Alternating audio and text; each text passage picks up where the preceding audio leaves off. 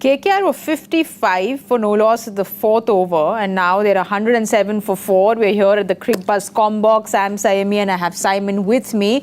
KKR will be very confused with that because they got the start. Phil Salt was going all guns blazing, got a 48, and then they just kept losing wickets one after the other because there was Phil Salt who fell, and then, you know, things just didn't quite, they started spiraling downwards. Phil Salt 48 of 14, Shreyas is playing on 18 of 13, Venkatesh Iyer got out on 16, Yash Dayal's got those 2 wickets for 22 in his 2 overs, Siraj got 1, Cam Green got 1, but Simon, KKR is not going to be happy with where they are. Not at the moment, no. Still a bit of batting to come, obviously 2 key players in at the moment and still Russell to come, but the good thing from a Bangalore point of view is they've just picked up wickets.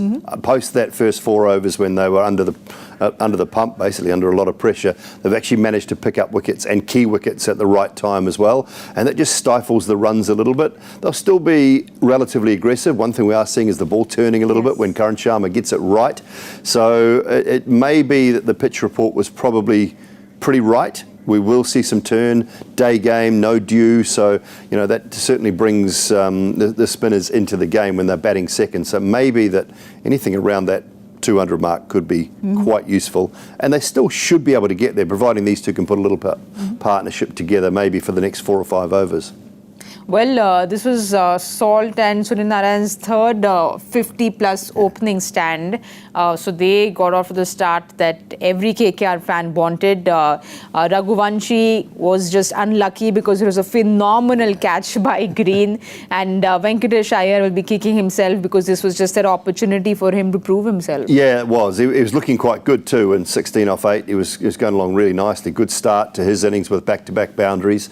Raghuvanshi's catch. No one else would have got there. He's 6'7", Cam Green. Nobody else would have reached it. So terrific catch. But you have to take those. And if you start taking those catches, you give your team a little bit of belief. You know, I thought Yash Dayal bowled nicely up front, and Siraj, to be fair, because they was a little bit unlucky the first over with 1 over a deepish third that went for 6. And Dayal swung the ball nicely. They looked to bowl the right lines to Narayan, and they kept him under pressure. You know, he was, 10 from 14 in the end. So they didn't allow him to get underway, which was good, although Phil Salt was going at the other end. It wasn't happening from both ends. And I think that was good from the Bengaluru bowlers. So they're in the game. They're well and truly in the game. They just need to, as I say, try and keep the next 4 overs tight. They pick up another wicket, they can maybe put a bit of pressure on Russell, and KKR might not be able to get quite the finish that they're looking for. So it's in the balance a little bit. But what I am seeing from the surface, I think it just probably suits Suyash coming in. Yes. And then the spinners from Kolkata and Narayan and Chakravarti.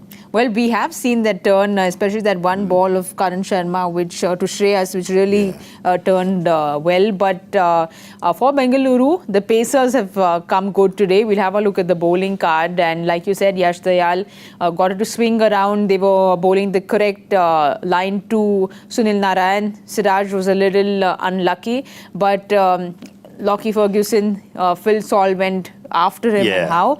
But otherwise, the big positive for them is that their pace servers have come to the party. Yeah, they have. And so Ferguson will be concerned with that first over. It was some great hitting, but maybe just some poor lengths, I think, would be the key from Lockie in that first over. Came back better in his second. Where do they get their 6th bowling option in, though? Do they look to get him in now? Do they look to bring maybe the off spinner in, Jack,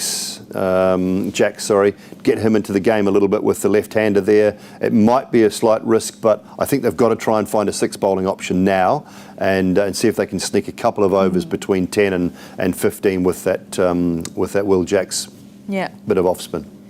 Simon, just a word on Siraj because he didn't play. He was dropped the last game and he's come back stronger. You're seeing him more focused. We are seeing him calming people down after the wicket. He said, let's not celebrate too soon. So we're seeing a different Siraj. Yeah, and a great bit of fielding too in that previous over just before we came into the combox. So a little bit of energy about him. Good pace too, up around the 144, 145 mark in that first couple of overs. So I liked his energy. His line was good. He was really smart to Sunil Narayan, going very wide and full or tucking him up. So it didn't give him any real length to hit. And I think when you keep Narayan quiet, he just doesn't have a lot of single options. and he can't get himself off strike and rotate the strike. So I thought Siraj was superb up front today, and he's only got one left now, but I think they've used him right, used him properly, and just save one for the back end. All right, what do you think is going to be a safe target on this pitch? Because you're seeing it turn, we could probably see it get a little slower. I don't think 200 is a necessity. Okay. If they get to 200, I think that's a very, very good score. But I don't think it's a necessity. Somewhere around about that 193 to 205 mark. Perfect. That's what it is. You've heard it from Simon. We'll wait and watch. Don't forget to join us in the mid-match show. We'll see you all soon.